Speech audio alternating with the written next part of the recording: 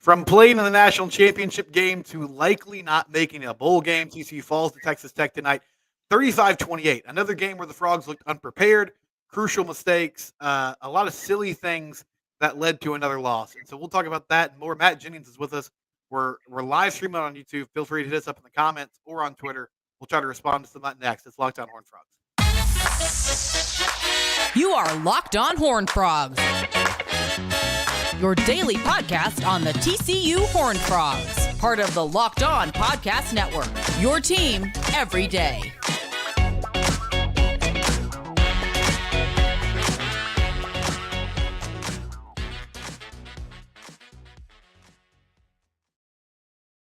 All right, welcome into Locked On Horned Frogs. I'm your host, Steven Simcox. Next to me is Matt Jennings. He's kind enough to join us on a Thursday evening. We're doing this right after TCU falls to Texas Tech 35-28. Josh Hoover with a late interception on what could have been a game-tying drive late in that ball game that sort of sealed the victory for the Red Raiders.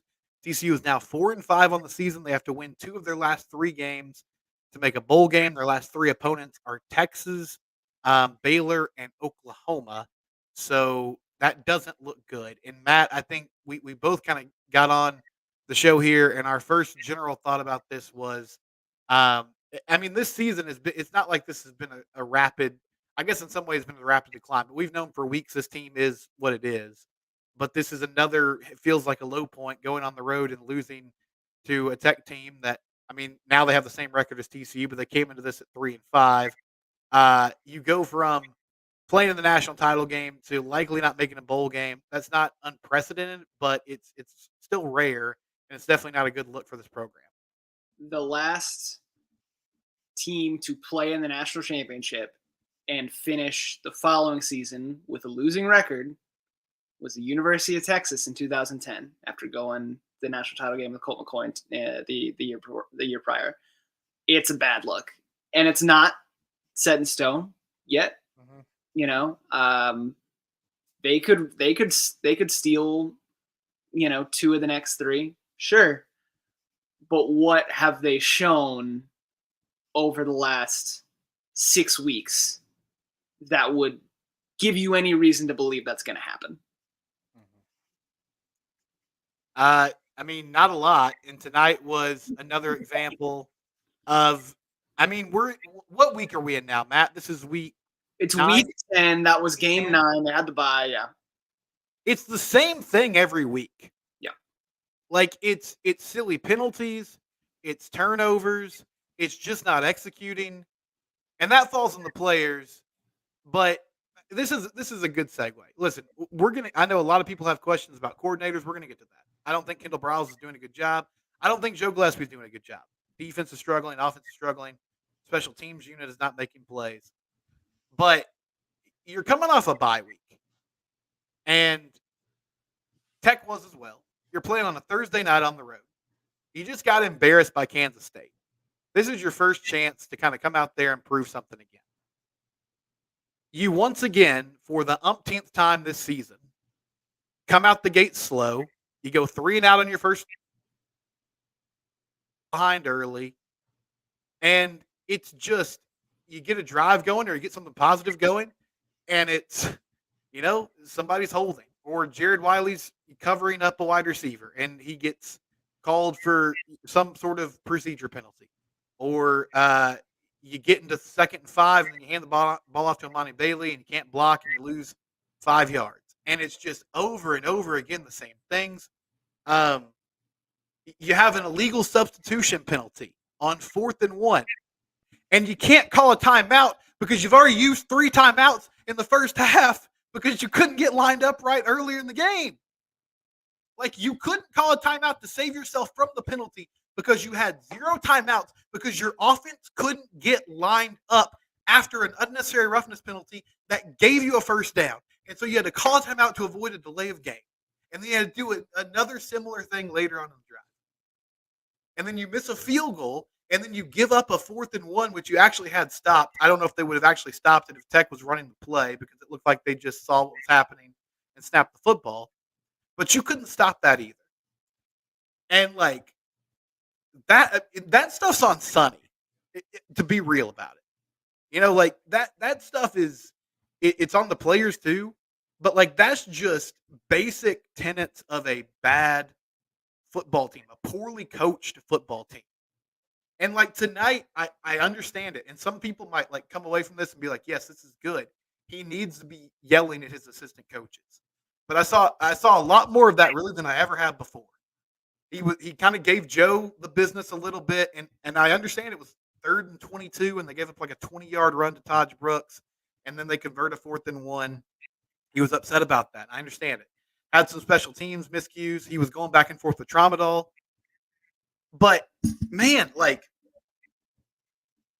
that's fair. But when you can't do basic things that should be on the head coach, I feel like it's a bad look if you're publicly dressing down your staff in that matter.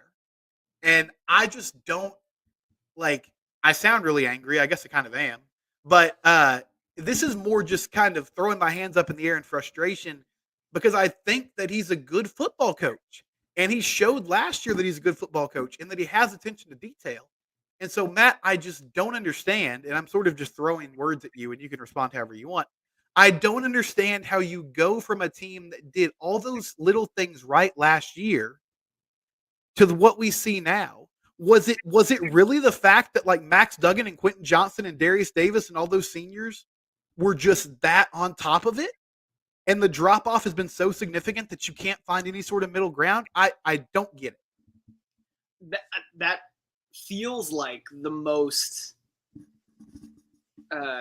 probable explanation, right? Is that Sonny got to come in and just be a player's coach. I'm not making a value judgment about being a player's coach or disciplinarian. I'm just saying, like, after that whole group had been just worn down under the Gary Patterson regime for the last 2 years, they got a change of pace. They got a change of culture. They got, just positive vibes flowing. And you allowed a lot of upperclassmen who had been through the ringer to take a step back and relax and take on some leadership. And they had been through fire together. And I'm just throwing out lots of cliches at this point. But like, I think there is something to that. The idea of like, you had a bunch of leadership on both sides of the ball, a bunch of experience on both sides of the ball. And we talked about it before.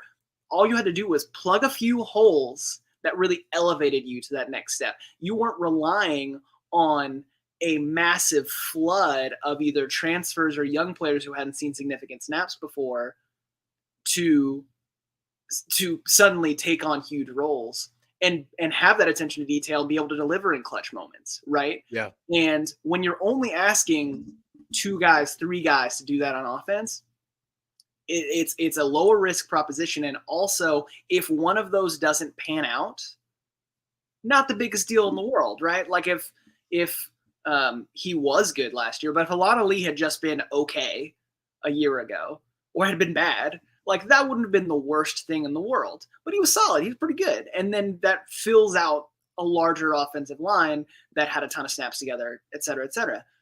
But when you have basically your entire receiving core except for Savion Williams, then you're asking every single one of those transfer portal additions to hit, and all of them to be able to play well together and to know and to be able to read defenses the same way and to be able to line up you have a freaking line up correctly before the snap, and you're expecting every single one of those guys to deliver in key moments and deliver at a high level and do so in a large volume of snaps.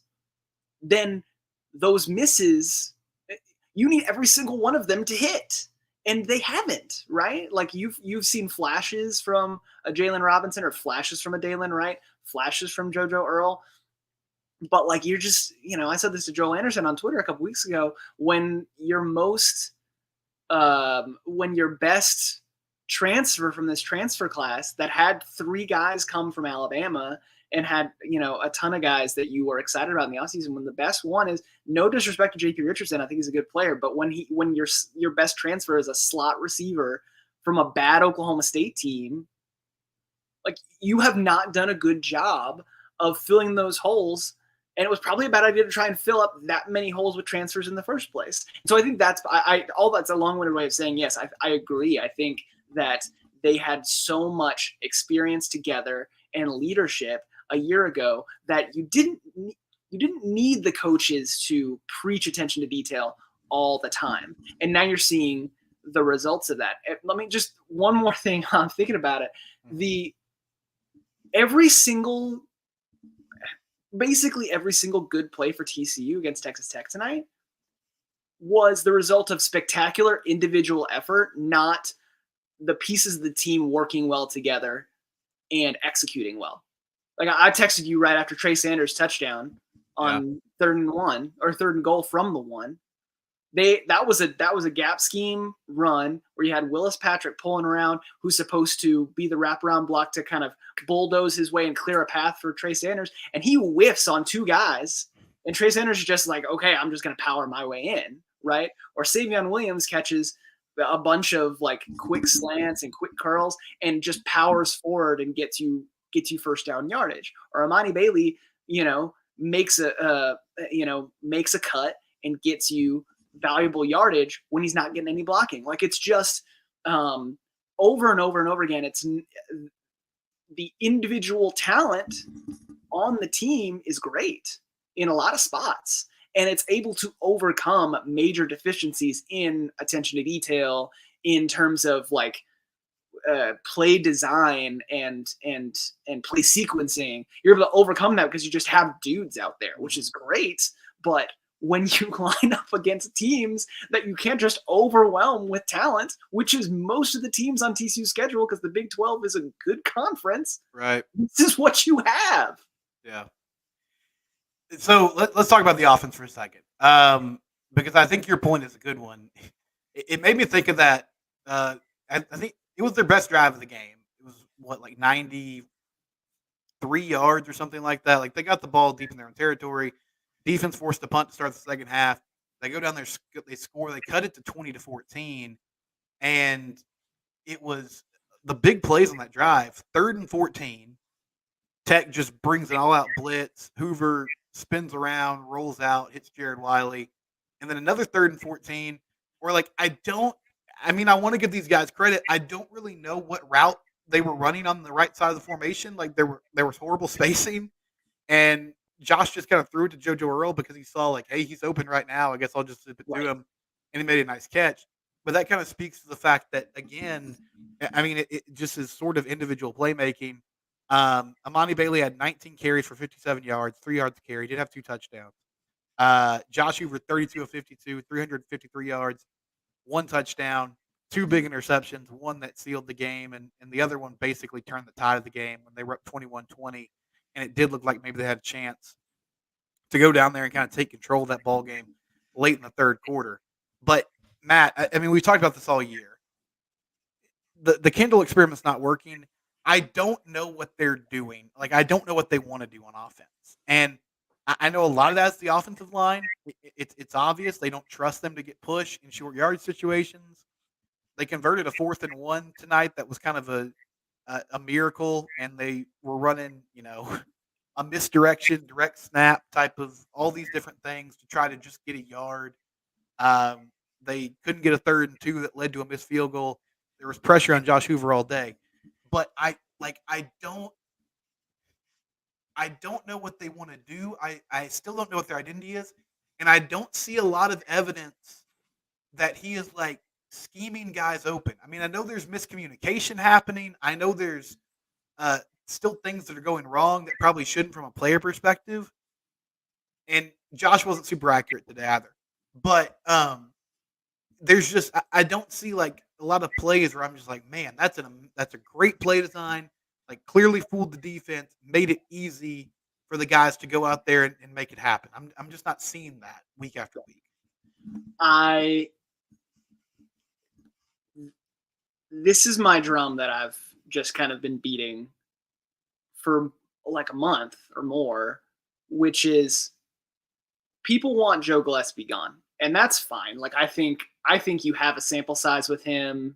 You know what the defense is going to be with him at the helm. I don't think it's working. I think the ceiling for TCU defensively is we've seen it in the Big 12. It's higher than what it is right now. And I don't think you're getting better than that with Gillespie. And so like that enough to me is reason enough to move on from him. But to your point, I know what Joe Gillespie wants to do. I'm not sure that I don't. I know that I don't agree with it. I know that I don't think it works, but I have a clear understanding of what his strategy is, what his philosophy is, what his goals are, right? He wants to keep the offense in front of you and then bow up in the red zone and force field goals. That's an oversimplification, but in general, that's what he wants to do. That's why the defensive backs play with the cushion that they do. That's why they play with a three-man front, and they're not super concerned with getting pressure most of the time. That's their goal. And like I said, I don't like it, but I know that's what he's trying to do, and we have seen at times that it can work to varying degrees of success. I don't know what Kendall wants to do. I don't. It is go fast for the sake of going fast. Even though everyone in college football plays with tempo now, it's not as much of a change-up as it was in the early years at Baylor when he was there. And it's none of the play concepts are building on one another. Like, this is an unfair comparison, but it's just let's look at like Kyle Shanahan with the Niners. If you want to talk about like the best play caller in the game probably right now, right? But, you watch the Niners play. When I watched him when he was OC with the Falcons, like every play call had a purpose, right? He would call a run out of a certain formation with a certain personnel grouping on a certain down and distance in like the first quarter. And like, yeah, like the goal was to get like solid yardage there and like, and move the sticks. But the other goal was to set up play action out of a similar down and distance with the same formation, with the same personnel grouping later, right? That's the goal, right? And I don't, and you're stacking plays on top of each other to set up the defense for something, right? And I don't see any of that with Kendall. I'll give him a little bit of credit today. I thought, and they've done this a few times over the course of the season, those like little like wide receiver motion before the snap, and they get it to him like while he's in stride in the flat and get 5 easy yards and like get an easy throw for Josh Hoover. And then they run the same thing again to the other side and they're getting the defense flowing one way or another. Like there are a couple instances where you see that it's like, oh, okay, I see what they're trying to do. But in general, it really seems like he's just like picking stuff out of a hat and be like, let's try this. And it's like, you can't, again, if you have just an obscene talent advantage over your opponent, sure, you can make that work. But if you don't, then you have to also use the scheme to your advantage, not just, well, I have dudes and I just trust them to win one-on-one matchups. Sometimes they will, but sometimes they won't, and they need help. They're not getting it with the play calling. Yeah, the other positive I saw tonight from a play calling perspective, not really, I guess, scheme, just more philosophy, was they did have Savion open a few times down the field. Him and Josh just couldn't connect. Yeah. And I mean, I like what Savion brought to the table today. I've always liked how he runs the ball once he gets it in his hands. It's just, again, it's like for whatever reason, they can't get anybody to sort of, be a focused target for an entire game. It's just kind of fits and spurts, throughout the contest. When we come back, we'll talk more about the defense, and I'll also ask Matt, and I'll share my thoughts as well, just about Josh Hoover's performance tonight, kind of where we are now, because it does feel like, I mean, Chandler Morris warmed up tonight. It seems like he's available, if necessary later on in the season. I do want to talk about Game Time though for a moment. Game Time is the best place to get tickets. If you need to find tickets on the secondary market, Game Time is the place to go. And of course, this is a sports show, so we always encourage you to look for tickets for games. There's plenty of tickets available right now for reasonable prices for that Texas game. But also, if you're looking for comedy shows, wherever it is that you live, concert tickets, whatever the case,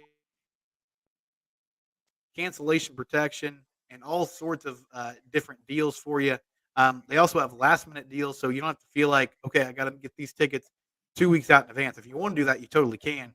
but you can even look the day of the event and find some good last second deals as people are trying to get rid of tickets and make sure they get them sold. And one thing I love about the app, you can see where you're sitting before you buy, so you know exactly what to expect when you arrive. All in prices show your total up front, so you know you're getting a great deal without hidden fees, and you can buy the tickets with just a couple taps of a button, and they'll go directly to your phone, so you know where they are right there. Game Time has deals on tickets right up to the start of the event, comedy shows, theater, sporting events, and more. Download the Game Time app, create an account, and use the code LOCKEDONCollege for $20 off your first purchase. Terms apply. Again, create an account and redeem the code LOCKEDONCollege for $20 off. Download the Game Time app today. Last minute tickets, lowest prices guaranteed. Yeah, so defensively, I mean, I thought they did some nice things tonight, but just too many big plays. Had a huge swing there where they had Tech backed up, and there was a chance at least to get the ball back and tie it, and they give up a drive, and then a long touchdown pass from about midfield. They made it 35-21. A lot of long, methodical drives tonight, Matt, especially in the first half. And you're right. I mean, we know exactly what Joe's going to do, and it seems like almost to a fault. My frustration early in this football game, and I think they adjusted to a certain extent in the second half. Taj Brooks had a great game, by the way. He had 146 yards on the ground, and Tech committed to running the football pretty well. But there's just so many easy plays, like with the alignment that they use, with the cushion that they give receivers.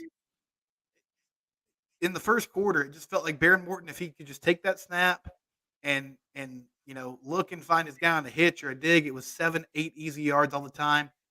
And Tech is supposed to have like one of the worst offensive lines in the conference, at least from a pass blocking perspective. They had 2 sacks tonight. They had 8 tackles for loss. But overall, just not enough pressure and not enough consistency again from this unit to get the job done at the end of the day. Yeah, and I saw what you're talking about in the second half, which is they went with more 4-man pressure more often, and it helped for sure. And they did. Brooks had a really nice game. They were able to kind of stonewall him a few times and get them into like second and third and long, which was big. Because then you're asking, you can't necessarily win on those quick hitters like you're talking about. But yeah, again, if that's your identity, if your identity is keep them in front of you and then win in scoring territory and in the red zone, that's fine. But then you can't give up the long touchdown in the double post. You can't give up these explosive plays. You certainly can't give up 20 yards on 3rd and 21 to set up that 4th down conversion, which didn't even have to happen because you get an illegal substitution. And so, if that's going to be your philosophy, which is one that I don't agree with, but that it's fine. It can work if you execute it at a high level, and they're not executing it at a high level right now. We've said it. Many people have said it. They miss Dylan Horton in a big way because they can't rush the passer really at all. And not only that, but they can't set the edge in the run game. And so, I mean, we saw that on the long run on their Texas Tech's last drive where they were actually trying to move the ball before they started kneeling the ball down. Brooks runs to one side and it looks like he stopped behind the line, and then he just cuts back and there's just nobody there. There's no backside contain. Rips off I think it was like 20 yards and gets a first down, and then that bleeds more and more clock. TCU did eventually get the ball back, but it's stuff like that where it's like these breakdowns where you're giving up these big plays. And again, if that's what your identity is going to be, is like, we're not going to allow big plays. We're going to force you to play disciplined. We're going to force you to be patient and move down the field against us. And we're going to bank on, we're going to execute at a higher level, and you're going to be impatient and you're going to make a mistake. Well, that has not been the case for TCU on defense this season. I think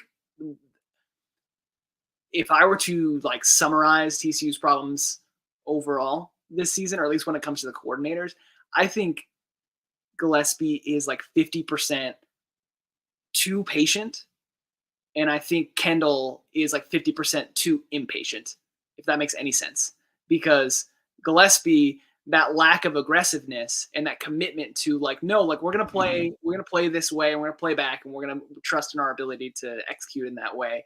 It's like, no, but you have guys like if you brought pressure more often, if there weren't delayed blitzes, if you played up close and played press more often, you might be able to get off the field more consistently. You might be that might be a win for you. And then Kendall Browse, on the other hand, it's like he runs inside zone on 1st and 10 and they get 1 yard. It's like the run game is on the shelf for the next 4 plays. You know what I mean? Yeah. And the running tempo the whole time, you know? No, you're totally right. And I don't understand I understand it because it's what he does. And as you said, like Joe is just very committed to this. But when you know Tech is Tech is a 4-down football team.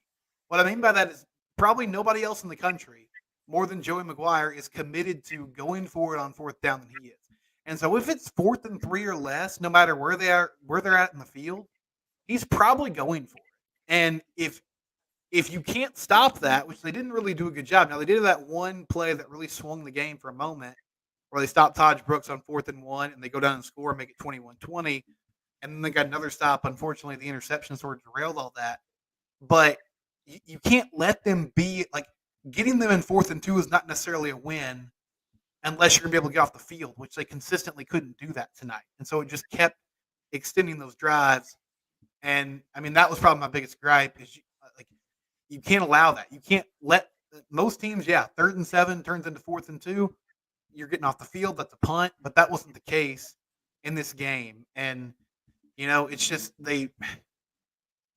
but yes, when you bring blitzes, I mean, Nnamdi Abizor had a great sack tonight. And I think with any other team in the country, it would have drove them out of field goal range. But since it was against TCU this year, the kid hit a 55-yarder instead to extend that lead for Texas Tech. Well, let's talk about Hoover for a minute. I mean, a pretty up and down ball game. The picks were big, especially that one in your own territory, where you have a 1-point lead and you basically gift Tech a touchdown. What do you make of the situation, though, now? Because if Chandler Morris is healthy, Steven Johnson said he was warmed up tonight. He was, possibly available. Okay, I'll give you 3 choices. Hoover, Morris, or does it even matter because the offense is a mess and your O-line is not playing great and it doesn't feel like you have much traction with either guy? Well, they're all such great choices. I know. I'm giving you all the good choices. No, I do think you stick with Hoover. You stick with Hoover through the end of the year for a couple of reasons. One, I think that this becomes an extended evaluation period for him, right? Because you're trying to evaluate, okay, you're probably going to go after a quarterback in the portal this coming offseason. The question is, like, who do you go after? Like, are you going after someone that you want to start, or are you going after someone that you just want to, like, be a competitor in the room with Hoover and with Haas Haney, who's, slated to join in the spring, right? So that's, I think, what you think about Hoover as he goes down the stretch. Like, do you see development and growth from him over these last 3 games? Maybe that affects your answer a little bit. I do think the running game is different with Chandler Morrison in there. Hoover, they ran the ball with him a couple times tonight. So, like, that is in their repertoire when he's playing, but it's not the same. They're not going to do as much read option stuff. So I think, that aspect of the game gets taken away. But I don't think there's a question to me that the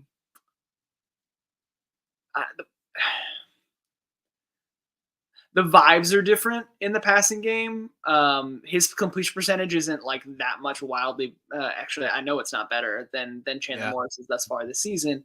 But his ability to, it just feels like guys over these last 3 games. Well, the Kansas State game, maybe not so much, but Texas Tech and BYU, there were guys who were, working harder on their routes, and he was able to extend some plays. To your point, again, that's another example of like individual effort overcoming maybe not great play calling or play design. Those scrambles and getting away from pressure on 3rd down and, hitting a big pass play down the field. hit that a couple times in those scramble drill moments where you've got your receivers are helping you out and working with you to make that happen, right? And so, um, I think it's probably 6 of one, half a dozen the other. But I think if nothing else, um, the degree to which you've seen these players kind of fight maybe a little bit harder, and again, you need to evaluate them and see what you have. Um, then you, so yeah, I think you stick with them through the end of the year.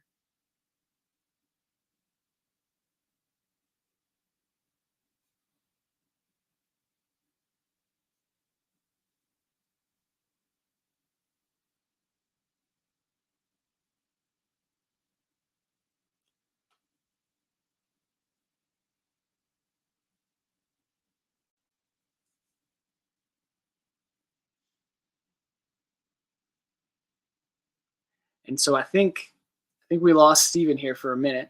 So if we're still live here, then y'all are stuck with me here for another few minutes. Um, yeah, to keep going on the quarterback situation, I'm very interested to see what transpires in the spring. Haas Haney has played really, really well for Alito this year. He is a great fit for this offense. But yeah, I think you need to figure out how aggressively you're pushing for a transfer, or how aggressively you're trying to get Haas Haney ready and quick next spring. And you're not going to have that answer unless you let Josh Hoover kind of play out the string. In my opinion, I think you know what you have with Chandler Morris. So, Do you have me, Matt? Am I still here? I do have you back now. Okay. Okay. I riffed a little bit while I was waiting on you to come back. Okay, thank you. As everything else tonight, my Wi-Fi decided to go out there in the middle, so I had to make a last minute change. But thank you for filling for a minute. I appreciate you doing that. Okay, let's see where we're at. Okay, we'll come back in. I'm going to ask Matt for one positive from tonight's proceedings, and then we'll wrap up the show. It's Lockdown Horned Frogs, your team every day. Okay, sorry everybody. I'm trying to get my bearings about me again. Yeah, Prize Picks. If you want to play daily fantasy sports, Prize Picks is the place to go. PrizePicks.com/LockedOnCollege. It's very simple. You just find NFL deals, NBA deals, whatever the case may be. You find individual players, and you look at their stats and you pick over unders. So, tonight if you were watching the Steelers and the Titans, which wasn't a great game, but might have been better, more enjoyable than the TCU game. Did you think Kenny Pickett was going to throw for over 200 yards? You could have done an over under on that. PrizePicks.com/LockedOnCollege. If you use that promo code LockedOnCollege, then you'll get $100 deposit match. So if you put down $40, you'll get $40 in bonus specs. Again, that's PrizePicks.com/LockedOnCollege. All right, Matt. So, what's your one big positive from tonight, if you have one? Mine I think, is the play of Savion Williams. I liked what he brought to the table. I liked they tried to get him involved in the vertical passing game a little bit. It didn't quite work, but at least they were giving that a shot. What player or what situation, personnel grouping, whatever, did you come away feeling good about tonight? I also liked what I saw from Savion Williams. I liked Josh Hoover's aggressiveness and willingness to attack downfield, down the seams. That was the kind of situation we saw TCU try to exploit a couple different times against Tech, whether it was to DJ Rogers, to Jared Wiley. They got the slot receivers involved in that game too. It's clearly a kind of pass that Hoover is very comfortable with and very confident in. Sometimes that was to his detriment, but that vertical passing game has been something that was missing from the offense for a lot of this season. And if they can attack in that way and have success doing it, and that's going to be big for them. So I liked seeing Josh Hoover, a young quarterback on the road in a tough environment, throwing that ball with confidence and throwing it with accuracy. One time for a touchdown and for some big conversions. I like that.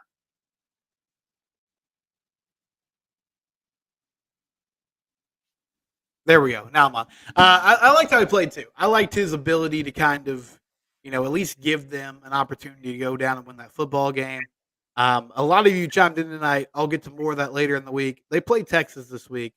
I'll probably feel better about it as the week goes on. Right now, I don't feel very good about it, and so we'll see. We'll see kind of where I'm at on Monday's show. But thanks for joining us. Thanks to Matt for staying up late on the East Coast and bearing with us. TCU falls to Texas Tech, 35-28. Locked on Horned Frogs will have coverage all week long. It's your team, and we do it every day.